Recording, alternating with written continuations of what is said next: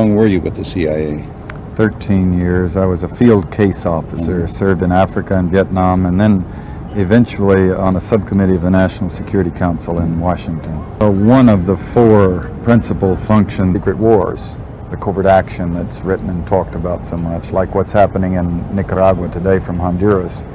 Another thing is to disseminate propaganda to influence people's minds. And this is a major function of the CIA. Journalists cooperating with the CIA, including some of the biggest names in the business. My war, the Angola War that I helped to manage, 1/3 of my staff was propaganda. Ironically, it's called covert action inside the CIA. Outside, that means the violent part. I had propagandists all over the world, principally in London, Kinshasa, and Zambia. We would take stories which we would write and put them in the Zambia Times, and then pull them out and send them to a journalist on our payroll, stories into his newspapers. But after that point, the journalists, Reuters and AFP, the management was not witting of it. Now our contact man in Europe was.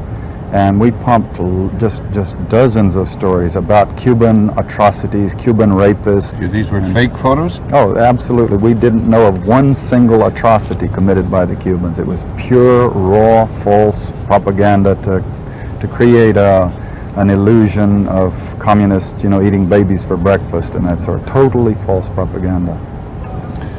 John, was this sort of thing practiced in Vietnam? Oh, endlessly. A massive propaganda effort in Vietnam in the 50s and in the 60s, including the 1,000 books that were published, several hundred in English, that were also propaganda books, sponsored by the CIA. Give some money to a writer, write this book for us, write anything you want, but on these matters, make sure, you have this line. Writers in this country, Sure. Books sold and distributed in this country? Sure, yeah. English language books, meaning an American audience as a target, on the subject of Vietnam and the history of Vietnam and the history of Marxism and supporting the